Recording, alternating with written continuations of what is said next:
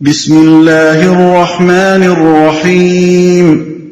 شروع اللہ کے نام سے جو رحمان و رحیم ہے۔ عبس وتولى ان جاءه الأعمى، ترش روح ہوا اور بے رخی برتی اس بات پر کہ وہ اندھا اس کے پاس آ گیا۔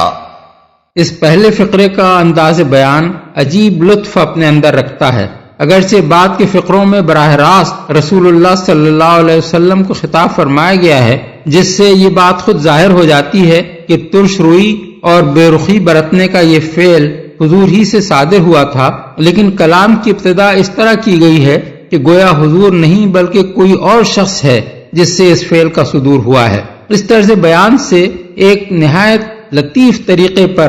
رسول اللہ صلی اللہ علیہ وسلم کو احساس دلایا گیا ہے کہ یہ ایسا کام تھا جو آپ کے کرنے کا نہ تھا۔ آپ کے اخلاق عالیہ کو جاننے والا اسے دیکھتا تو یہ خیال کرتا کہ یہ آپ نہیں ہیں بلکہ کوئی اور ہے جو اس رویے کا مرتکب ہو رہا ہے۔ جن نابینا کا یہاں ذکر کیا گیا ہے ان سے مراد، جیسا کہ ہم دیباچے میں بیان کر آئے ہیں، مشہور صحابی حضرت ابن ام مکتوم ہیں۔ حافظ ابن عبد البر نے الاستیعاب میں اور حافظ ابن حجر نے الاصابہ میں بیان کیا ہے کہ یہ ام المومنین حضرت خدیجہ کے پھوپھیزاد بھائی تھے۔ ان کی ماں ام مکتوم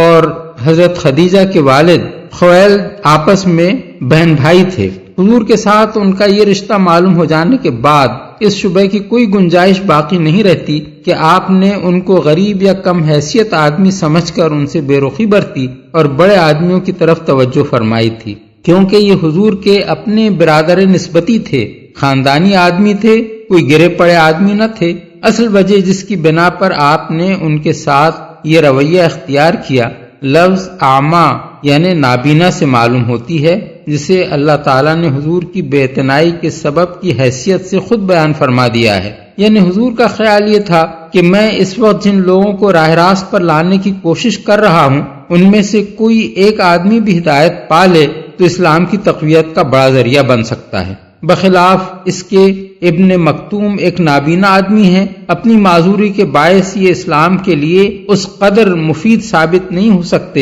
جس قدر ان سرداروں میں سے کوئی مسلمان ہو کر مفید ہو سکتا ہے۔ اس لیے ان کو اس موقع پر گفتگو میں مداخلت نہیں کرنی چاہیے۔ یہ جو کچھ سمجھنا یا معلوم کرنا چاہتے ہیں اسے بعد میں کسی وقت بھی دریافت کر سکتے ہیں۔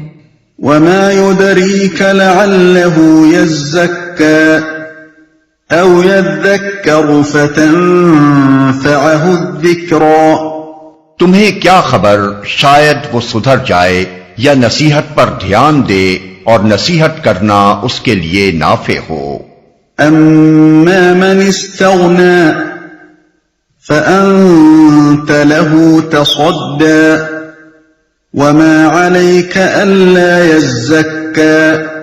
جو شخص بے پرواہی برتتا ہے اس کی طرف تو تم توجہ کرتے ہو، حالانکہ اگر وہ نہ سدھرے تو تم پر اس کی کیا ذمہ داری ہے۔ وَأَمَّا مَن جَاءَكَ يَسْعَى وَهُوَ يَخْشَى فَأَنتَ عَنْهُ تَلَهَّى كَلَّا إِنَّهَا تَذْكِرَةٌ فَمَن شَاءَ ذَكَرَهُ، اور جو خود تمہارے پاس دوڑا آتا ہے اور وہ ڈر رہا ہوتا ہے اس سے تم بے رخی برتتے ہو۔ ہرگز نہیں، یہ تو ایک نصیحت ہے،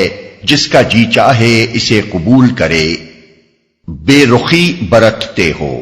یہی ہے وہ اصل نقطہ جسے رسول اللہ صلی اللہ علیہ وسلم نے تبلیغ دین کے معاملے میں اس موقع پر نظر انداز کر دیا تھا، اور اسی کو سمجھانے کے لیے اللہ تعالیٰ نے پہلے ابن ام مکتوم کے ساتھ آپ کے طرز عمل پر گرفت فرمائی، پھر آپ کو بتایا کہ داعی حق کی نگاہ میں حقیقی اہمیت کس چیز کی ہونی چاہیے اور کس کی نہ ہونی چاہیے۔ ایک وہ شخص ہے جس کی ظاہری حالت صاف بتا رہی ہے کہ وہ طالب حق ہے، اس بات سے ڈر رہا ہے کہ کہیں وہ باطل کی پیروی کر کے خدا کے غضب میں مبتلا نہ ہو جائے، اس لیے وہ راہ راست کا علم حاصل کرنے کی خاطر خود چل کر آتا ہے۔ دوسرا وہ شخص ہے جس کا رویہ صریحاً یہ ظاہر کر رہا ہے کہ اس میں حق کی کوئی طلب نہیں پائی جاتی، بلکہ وہ اپنے آپ کو اس سے بے نیاز سمجھتا ہے کہ اسے راہ راست بتائی جائے۔ ان دونوں قسم کے آدمیوں کے درمیان دیکھنے کی چیز یہ نہیں ہے کہ کون ایمان لے آئے تو دین کے لیے بہت مفید ہو سکتا ہے اور کس کا ایمان لانا دین کے فروغ میں کچھ زیادہ مفید نہیں ہو سکتا، بلکہ دیکھنا یہ چاہیے کہ کون ہدایت کو قبول کر کے سدھرنے کے لیے تیار ہے اور کون اس متاع گرامایا کا سرے سے قدردان ہی نہیں ہے۔ پہلی قسم کا آدمی خواہ اندھا ہو، لنگڑا ہو، لولا ہو، فقیر بے نوا ہو، بظاہر دین کے فروغ میں کوئی بڑی خدمت انجام دینے کے قابل نظر نہ آتا ہو، بہرحال داعی حق کے لیے وہی قیمتی آدمی ہے، اسی کی طرف اسے توجہ کرنی چاہیے، کیونکہ اس دعوت کا اصل مقصد بندگان خدا کی اصلاح ہے، اور اس شخص کا حال یہ بتا رہا ہے کہ اسے نصیحت کی جائے گی تو وہ اصلاح قبول کر لے گا۔ رہا دوسری قسم کا آدمی تو خواہ وہ معاشرے میں کتنا ہی بااثر ہو، اس کے پیچھے پڑنے کی داعی حق کو کوئی ضرورت نہیں ہے، کیونکہ اس کی روش علانیہ یہ بتا رہی ہے کہ وہ سدھرنا نہیں چاہتا، اس لیے اس کی اصلاح کی کوشش میں وقت صرف کرنا وقت کا ضیاع ہے۔ وہ اگر نہ سدھرنا چاہے تو نہ سدھرے، نقصان اس کا اپنا ہوگا، داعی حق پر اس کی کوئی ذمہ داری نہیں۔ ہرگز نہیں، یعنی ایسا ہرگز نہ کرو، خدا کو بھولے ہوئے اور اپنی دنیاوی وجاہت پر پھولے ہوئے لوگوں کو بے جا اہمیت نہ دو۔ نہ اسلام کی تعلیم ایسی چیز ہے کہ جو اس سے منہ موڑے اس کے سامنے اسے بالحاح پیش کیا جائے، اور نہ تمہاری یہ شان ہے کہ ان مغرور لوگوں کو اسلام کی طرف لانے کے لیے کسی ایسے انداز سے کوشش کرو جس سے یہ اس غلط فہمی میں پڑ جائیں کہ تمہاری کوئی غرض ان سے اٹکی ہوئی ہے۔ یہ مان لیں گے تو تمہاری دعوت فروغ پا سکے گی، ورنہ ناکام ہو جائے گی۔ حق ان سے اتنا ہی بے نیاز ہے جتنے یہ حق سے بے نیاز ہیں۔ نصیحت ہے، مراد ہے قرآن۔ فی صحف مکرمہ مرفوعۃ مطہرہ بأیدی سفرہ کرام بررہ۔ یہ ایسے صحیفوں میں درج ہے جو مکرم ہیں، بلند مرتبہ ہیں، پاکیزہ ہیں، معزز اور نیک کاتبوں کے ہاتھوں میں رہتے ہیں، پاکیزہ ہیں، یعنی ہر قسم کی آمیزشوں سے پاک ہیں۔ ان میں خالص حق کی تعلیم پیش کی گئی ہے، کسی نوعیت کے باطل اور فاسد افکار و نظریات ان میں راہ نہیں پا سکے ہیں۔ جن گندگیوں سے دنیا کی دوسری مذہبی کتابیں آلودہ کر دی گئی ہیں، ان کا کوئی ادنا سا شائبہ بھی ان کے اندر داخل نہیں ہو سکا ہے۔ انسانی تخیلات ہوں یا شیطانی وساوس، ان سب سے یہ پاک رکھے گئے ہیں۔ نیک کاتبوں، ان سے مراد وہ فرشتے ہیں جو قرآن کے ان صحیفوں کو اللہ تعالیٰ کی براہ راست ہدایت کے مطابق لکھ رہے تھے، ان کی حفاظت کر رہے تھے اور رسول اللہ صلی اللہ علیہ وسلم تک انہیں جوں کا توں پہنچا رہے تھے۔ ان کی تعریف میں دو لفظ استعمال کیے گئے ہیں، ایک کرام یعنی معزز، دوسرے بار یعنی نیک۔ پہلے لفظ سے یہ بتانا مقصود ہے کہ وہ اتنے ذی عزت ہیں کہ جو امانت ان کے سپرد کی گئی ہے اس میں ذرہ برابر خیانت کا صدور بھی ان جیسی بلند پایہ ہستیوں سے ہونا ممکن نہیں ہے۔ اور دوسرا لفظ یہ بتانے کے لیے استعمال کیا گیا ہے کہ ان صحیفوں کو لکھنے، ان کی حفاظت کرنے اور رسول تک ان کو پہنچانے کی جو ذمہ داری ان کے سپرد کی گئی ہے اس کا حق وہ پوری دیانت کے ساتھ انجام دیتے ہیں، ہاتھوں میں رہتے ہیں۔ جس سلسلہ بیان میں یہ آیات ارشاد ہوئی ہیں ان پر غور کیا جائے تو معلوم ہوتا ہے کہ اس جگہ قرآن مجید کی یہ تعریف محض اس کی عظمت بیان کرنے کے لیے نہیں کی گئی ہے،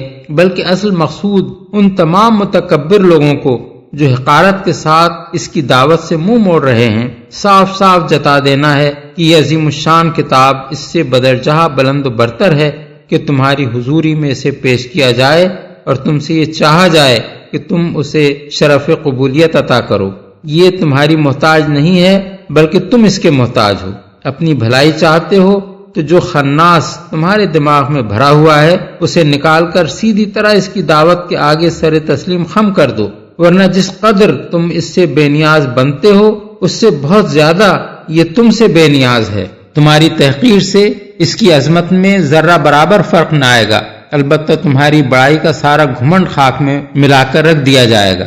قتل الإنسان ما أكفره لعنت ہو انسان پر، کیسا سخت منکر حق ہے یہ، لعنت ہو۔ یہاں سے عتاب کا رخ براہ راست ان کفار کی طرف پھرتا ہے جو حق سے بے نیازی برت رہے تھے۔ اس سے پہلے آغاز سورہ سے آیت 16 تک خطاب نبی صلی اللہ علیہ وسلم سے تھا اور عتاب در پردہ کفار پر کیا جا رہا تھا۔ اس کا انداز بیان یہ تھا کہ اے نبی، ایک طالب حق کو چھوڑ کر آپ یہ کن لوگوں پر اپنی توجہ صرف کر رہے ہیں جو دعوت حق کے نقطہ نظر سے بالکل بے قدر و قیمت ہیں اور جن کی یہ حیثیت نہیں ہے کہ آپ جیسا عظیم القدر پیغمبر قرآن جیسی بلند مرتبہ چیز کو ان کے آگے پیش کرے۔ انسان پر قرآن مجید میں ایسے تمام مقامات پر انسان سے مراد نوع انسانی کا ہر فرد نہیں ہوتا، بلکہ وہ لوگ ہوتے ہیں جن کی ناپسندیدہ صفات کی مذمت کرنا مقصود ہوتا ہے۔ انسان کا لفظ کہیں تو اس لیے استعمال کیا جاتا ہے کہ نوع انسانی کے اکثر افراد میں وہ مذموم صفات پائی جاتی ہیں، اور کہیں اس کے استعمال کی وجہ یہ ہوتی ہے کہ مخصوص لوگوں کو تعین کے ساتھ اگر ملامت کی جائے تو ان میں ضد پیدا ہو جاتی ہے۔ اس لیے نصیحت کا یہ طریقہ زیادہ مؤثر ہوتا ہے کہ عمومی انداز میں بات کہی جائے۔ منکر حق ہے یہ۔ دوسرا مطلب یہ بھی ہو سکتا ہے کہ کس چیز نے اسے کفر پر آمادہ کیا، یعنی بالفاظ دیگر کس بلبوتے پر یہ کفر کرتا ہے۔ کفر سے مراد اس جگہ حق کا انکار بھی ہے، اپنے محسن کے احسانات کی ناشکری بھی، اور اپنے خالق و رازق اور مالک کے مقابلے میں باغیانہ روش بھی۔ من أي شيء خلقه من نطفة خلقه فقدره ثم السبيل يسره ثم أماته فأقبره ثم إذا شاء أنشره۔ کس چیز سے اللہ نے اسے پیدا کیا ہے؟ نطفے کی ایک بوند سے اللہ نے اسے پیدا کیا، پھر اس کی تقدیر مقرر کی، پھر اس کے لیے زندگی کی راہ آسان کی، پھر اسے موت دی اور قبر میں پہنچایا، پھر جب چاہے وہ اسے دوبارہ اٹھا کھڑا کرے۔ ایک بوند سے، یعنی پہلے تو ذرا یہ اپنی حقیقت پر غور کرے کہ کس چیز سے یہ وجود میں آیا، کس جگہ اس نے پرورش پائی، کس راستے سے یہ دنیا میں آیا، اور کس بے بسی کی حالت سے دنیا میں اس کی زندگی کی ابتدا ہوئی۔ اپنی اس اصل کو بھول کر یہ ہم چما دیگر نیست کی غلط فہمی میں کیسے مبتلا ہو جاتا ہے، اور کہاں سے اس کے دماغ میں یہ ہوا بھرتی ہے کہ اپنے خالق کے منہ آئے۔ یہی بات ہے جو سورہ یاسین آیات 77-78 میں فرمائی گئی ہے۔ تقدیر مقرر کی، یعنی یہ ابھی ماں کے پیٹ ہی میں بن رہا تھا کہ اس کی تقدیر طے کر دی گئی۔ اس کی جنس کیا ہوگی، اس کا رنگ کیا ہوگا، اس کا قد کتنا ہوگا، اس کی جسامت کیسی اور کس قدر ہوگی، اس کے اعضاء کس حد تک صحیح و سالم اور کس حد تک ناقص ہوں گے، اس کی شکل صورت اور آواز کیسی ہوگی، اس کے جسم کی طاقت کتنی ہوگی، اس کے ذہن کی صلاحیتیں کیا ہوں گی، کس سرزمین، کس خاندان، کن حالات اور کس ماحول میں یہ پیدا ہوگا، پرورش اور تربیت پائے گا اور کیا بن کر اٹھے گا، اس کی شخصیت کی تعمیر میں موروثی اثرات، ماحول کے اثرات اور اس کی اپنی خودی کا کیا اور کتنا اثر ہوگا، کیا کردار یہ دنیا کی زندگی میں ادا کرے گا اور کتنا وقت اسے زمین پر کام کرنے کے لیے دیا جائے گا۔ اس تقدیر سے یہ بال برابر بھی ہٹ نہیں سکتا، نہ اس میں ذرہ برابر رد و بدل کر سکتا ہے۔ پھر کیسی عجیب ہے اس کی یہ جرت کہ جس خالق کی بنائی ہوئی تقدیر کے آگے یہ اتنا بے بس ہے، اس کے مقابلے میں کفر کرتا ہے۔ راہ آسان کی، یعنی دنیا میں وہ تمام اسباب و وسائل فراہم کیے جن سے یہ کام لے سکے، ورنہ اس کے جسم اور ذہن کی ساری قوتیں بیکار ثابت ہوتی اگر خالق نے ان کو استعمال کرنے کے لیے زمین پر یہ سر و سامان مہیا نہ کر دیا ہوتا اور یہ امکانات پیدا نہ کر دیے ہوتے۔ مزید برآں خالق نے اس کو یہ موقع بھی دے دیا کہ اپنے لیے خیر یا شر، شکر یا کفر، طاعت یا عصیان کی جو راہ بھی اختیار کرنا چاہے کر سکے۔ اس نے دونوں راستے اس کے سامنے کھول کر رکھ دیے اور ہر راہ اس کے لیے ہموار کر دی کہ جس پر بھی یہ چلنا چاہے چلے۔ قبر میں پہنچایا،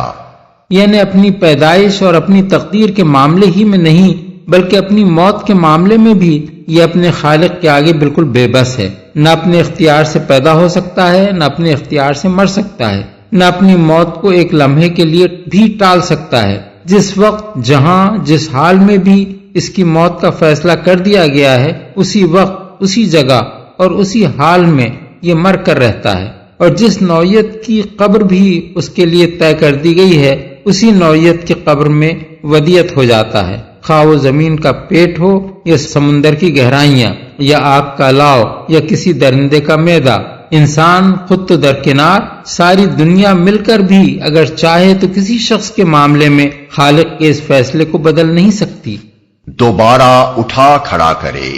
یعنی اس کی یہ مجال بھی نہیں ہے کہ خالق جب اسے موت کے بعد دوبارہ زندہ کر کے اٹھانا چاہے تو یہ اٹھنے سے انکار کر سکے۔ پہلے جب اسے پیدا کیا گیا تھا تو اس سے پوچھ کر پیدا نہیں کیا گیا تھا، اس سے رائے نہیں لی گئی تھی کہ تو پیدا ہونا چاہتا ہے یا نہیں، یہ انکار بھی کر دیتا تو پیدا ہو کر رہتا۔ اسی طرح اب دوبارہ پیدائش بھی اس کی مرضی پر موقوف نہیں ہے کہ یہ مر کر اٹھنا چاہے تو اٹھے اور اٹھنے سے انکار کر دے تو نہ اٹھے۔ خالق کی مرضی کے آگے اس معاملے میں بھی یہ قطعی بے بس ہے۔ جب بھی وہ چاہے گا اسے اٹھا کر کھڑا کرے گا اور اس کو اٹھنا ہوگا، خواہ یہ راضی ہو یا نہ ہو۔ كلا لما يقض ما أمره ہرگز نہیں، اس نے وہ فرض ادا نہیں کیا جس کا اللہ نے اسے حکم دیا تھا۔ حکم سے مراد وہ حکم بھی ہے جو اللہ تعالیٰ نے فطری ہدایت کی صورت میں ہر انسان کے اندر ودیت کر دیا ہے، اور وہ حکم بھی جس کی طرف انسان کا اپنا وجود اور زمین سے لے کر آسمان تک کائنات کا ہر ذرہ اور قدرت الہی کا ہر مظہر اشارہ کر رہا ہے، اور وہ حکم بھی جو ہر زمانے میں اللہ تعالیٰ نے اپنے انبیاء اور اپنی کتابوں کے ذریعے سے بھیجا اور ہر دور کے صالحین کے ذریعے سے پھیلایا ہے۔ اس سلسلہ بیان میں یہ بات اس معنی میں ارشاد فرمائی گئی ہے کہ جو حقائق اوپر کی آیتوں میں بیان ہوئے ہیں ان کی بنا پر فرض تو یہ تھا کہ انسان اپنے خالق کی فرمانبرداری کرتا، مگر اس نے الٹی نافرمانی کی راہ اختیار کی اور بندہ مخلوق ہونے کا جو تقاضا تھا اسے پورا نہ کیا۔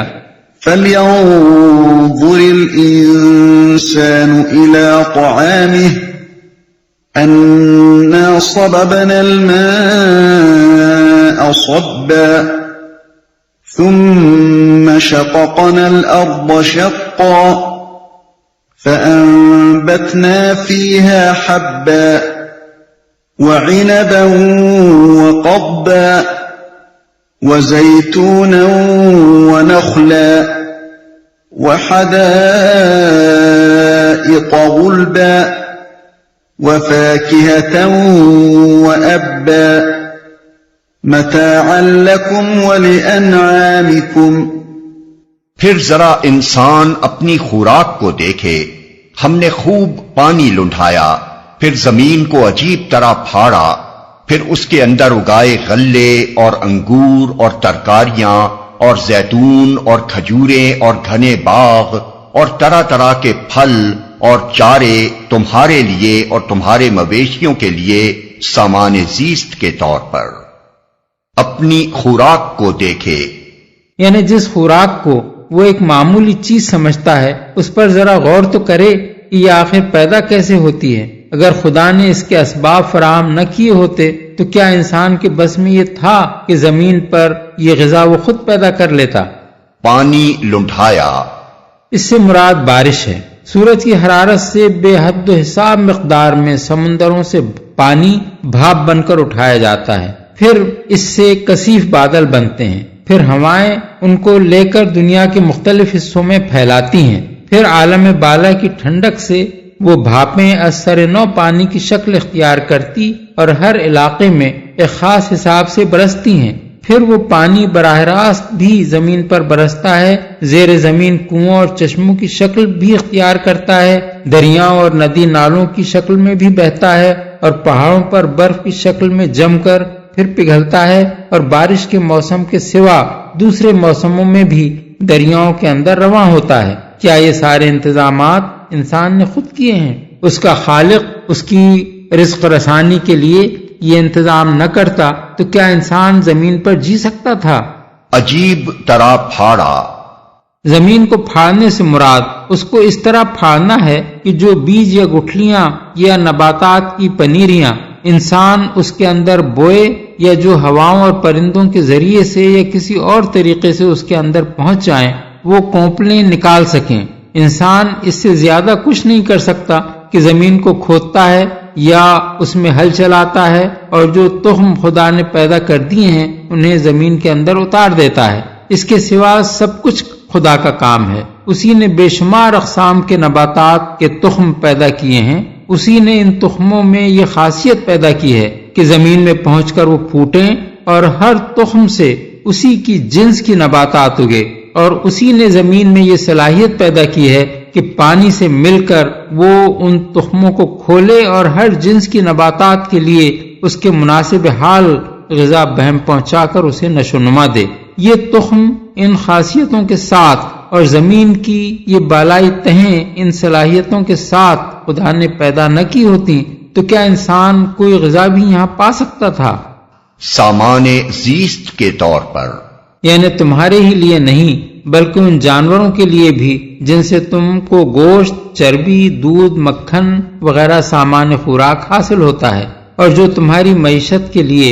بے شمار دوسری خدمات بھی انجام دیتے ہیں. کیا یہ سب کچھ اسی لیے ہے کہ تم اس سر و سامان سے متمتع ہو اور جس خدا کے رزق پر پل رہے ہو اسی سے کفر کرو؟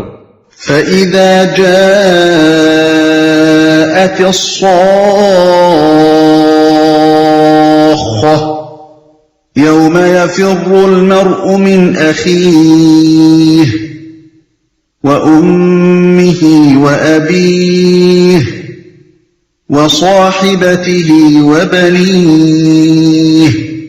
آخر کار جب وہ کان بہرے کر دینے والی آواز بلند ہوگی، اس روز آدمی اپنے بھائی اور اپنی ماں اور اپنے باپ اور اپنی بیوی اور اپنی اولاد سے بھاگے گا. آواز بلند ہوگی مراد ہے آخری نفخ صور کی قیامت خیز آواز، جس کے بلند ہوتے ہی تمام مرے ہوئے انسان جی اٹھیں گے. اپنی اولاد سے بھاگے گا. اس سے ملتا جلتا مضمون سورہ معارج آیات 10 تا 14 میں گزر چکا ہے. بھاگنے کا مطلب یہ بھی ہو سکتا ہے کہ وہ اپنے ان عزیزوں کو جو دنیا میں اسے سب سے زیادہ پیارے تھے مصیبت میں مبتلا دیکھ کر بجائے اس کے کہ ان کی مدد کو دوڑے الٹا ان سے بھاگے گا کہ کہیں وہ اسے مدد کے لیے پکار نہ بیٹھیں. اور یہ مطلب بھی ہو سکتا ہے کہ دنیا میں خدا سے بے خوف اور آخرت سے غافل ہو کر جس طرح یہ سب ایک دوسرے کی خاطر گناہ اور ایک دوسرے کو گمراہ کرتے رہے، اس کے برے نتائج سامنے آتے دیکھ کر ان میں سے ہر ایک دوسرے سے بھاگے گا کہ کہیں وہ اپنی گمراہیوں اور گناہ گاریوں کی ذمہ داری اس پر نہ ڈالنے لگے. بھائی کو بھائی سے، اولاد کو ماں باپ سے، شوہر کو بیوی سے اور ماں باپ کو اولاد سے خطرہ ہوگا کہ یہ کمبخت اب ہمارے خلاف مقدمے کے گواہ بننے والے ہیں. لِكُلِّ امْرِئٍ مِّنْهُمْ يَوْمَئِذٍ شَأْنٌ يُغْنِيهِ. ان میں سے ہر شخص پر اس دن ایسا وقت آ پڑے گا کہ اسے اپنے سوا کسی کا ہوش نہ ہوگا. احادیث میں مختلف طریقوں اور سندوں سے یہ روایت آئی ہے کہ رسول اللہ صلی اللہ علیہ وسلم نے فرمایا قیامت کے روز سب لوگ ننگے بچے اٹھیں گے. آپ کی ازواج مطہرات میں سے کسی نے بروایت بعض حضرت عائشہ نے اور بروایت بعض حضرت سودا نے اور بروایت بعض ایک خاتون نے گھبرا کر پوچھا یا رسول اللہ کیا ہمارے ستر اس روز سب کے سامنے کھلے ہوں گے؟ حضور نے یہی آیت تلاوت فرما کر بتایا کہ اس روز کسی کو کسی کی طرف دیکھنے کا ہوش نہ ہوگا. بروایت نسائی، ترمذی، ابن ابی حاتم، ابن جریر، طبرانی، ابن مردویہ، بیہقی اور حاکم. وجوه يومئذ مسفرة ضاحكة مستبشرة ووجوه يومئذ عليها غبرة ترهقها قترة أولئك هم الكفرة الفجرة کچھ چہرے اس روز دمک رہے ہوں گے، حشاش بشاش اور خوش و خرم ہوں گے، اور کچھ چہروں پر اس روز خاک اڑ رہی ہوگی اور کلونس چھائی ہوئی ہوگی، یہی کافر و فاجر لوگ ہوں گے۔